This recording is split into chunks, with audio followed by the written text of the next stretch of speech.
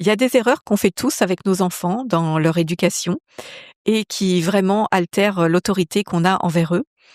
Et donc, on va voir ça aujourd'hui avec Edna Gouchia. Bonjour Edna. Bonjour Fabienne, merci beaucoup pour cette invitation. Merci à toi Edna d'être là pour nous partager à nouveau des astuces pour la parentalité.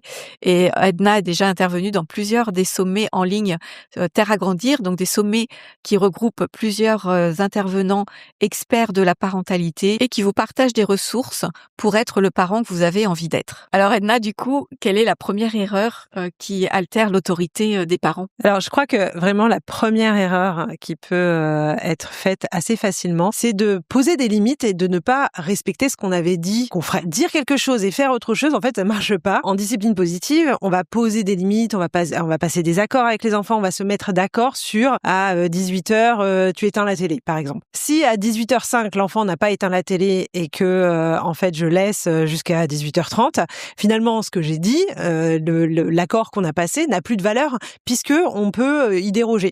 Donc l'idée, c'est vraiment de se dire, quand on a posé des limites, quand on a dit quelque chose, en fait, il faut le faire parce que finalement, c'est ce qui va permettre de faire un rappel des limites et de montrer qu'on est là et qu'on tient le cadre. Si le cadre il est fluctuant, en fait, ça crée de l'insécurité en réalité pour les enfants. Donc, c'est important de définir ensemble, ok, qu'est-ce qu'on va faire, je parle souvent de comment on passe un accord avec les enfants. Donc on passe un accord, on dit ok, tu as envie de regarder la télé, ou on avait fixé des horaires, on fixe les horaires. Quand l'horaire arrive, vraiment rester et être là pour faire respecter l'accord qu'on avait défini ou la limite qu'on avait définie. Parce que dire quelque chose et faire autre chose, en fait ça casse tout en fait. C'est ça. Donc c'est être droit dans ce qu'on a dit et ne pas y déroger. Ouais.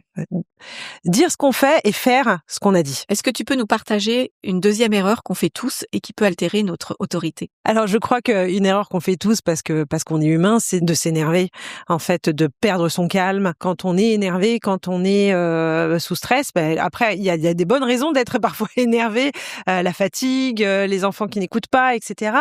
En fait, perdre son calme et partir s'énerver, être dans des attitudes parentales qui vont être dans l'humiliation, dans le fait de rabaisser son enfant, le fait de le soumettre à son autorité, on veut le soumettre par le cri. En fait, l'enfant ne va pas retenir l'action éducative, mais plutôt va être dans j'obéis parce que j'ai peur. Et en fait, est-ce qu'on a envie que nos enfants nous obéissent par la peur ou parce qu'ils ont compris que c'était important de respecter ce qu'on s'était dit, que c'était important pour leur sécurité, que ce qu'on fait et les règles qu'on pose avec nos enfants, ce sont des règles pour leur bien. Et alors souvent, nos enfants, dans nos actions éducatives, n'entendent plus ce message d'amour qu'on a pour eux et ils nous voient comme des parents qui sont sur leur dos, qui leur enlèvent de la liberté, etc. Mais pouvoir poser son autorité de façon calme va avoir beaucoup plus d'impact que de la poser en s'énervant ou en criant. Donc, garder son calme, et il y a plein de techniques pour garder son calme, ça va permettre de faire passer son autorité de façon à la fois ferme et bienveillante. Voilà, c'est vraiment ce duo-là qu'il faut réussir à avoir et ça passe pas par les cris et ça passe pas par le fait de s'énerver. C'est bien que tu en parles parce que c'est vraiment quand même ce qu'on voit régulièrement avec dans le sommet avec d'autres intervenants. C'est effectivement d'être dans la fermeté et la bienveillance et de ne pas s'apparenter justement à ni de l'autoritarisme ni du laxisme. Oui, tout à fait. Si on a cette autorité, moi j'aime bien parler d'autorité juste, qui soit acceptée et acceptable pour le parent et l'enfant, on va être dans cet équilibre-là de fermeté et bienveillance. C'est le fait de conjuguer les deux qui va nous permettre d'aider nos enfants à grandir et de faire d'eux des adultes autonomes, responsables, respectueux, tout ce qu'on leur souhaite, quoi. Indépendants. Et indépendants. On va passer à la troisième erreur, mais juste avant, pour avoir accès au prochain sommet Terre à grandir, vous allez pouvoir avoir d'autres ressources et d'autres conseils d'autres experts. Le prochain sommet en ligne, vous allez pouvoir cliquer sous le lien sous cette vidéo et vous inscrire et pouvoir bénéficier de toutes les informations pour le prochain sommet. Alors Edna, quelle est la troisième erreur qui risque d'altérer l'autorité qu'on a avec nos enfants. Alors, je crois que la troisième erreur, c'est le fait de se contredire devant les enfants. Les parents, s'ils ne sont pas d'accord, il vaut mieux traiter ces informations, il vaut mieux traiter la situation hors de la vue des enfants. Si y a un parent qui pose son autorité, qui pose une limite, et que derrière, tout de suite là, en présence, il y a le parent qui dit mais non, vas-y laisse-le, il peut faire et tout. En fait, ça vient saper l'autorité du parent qui a posé la limite.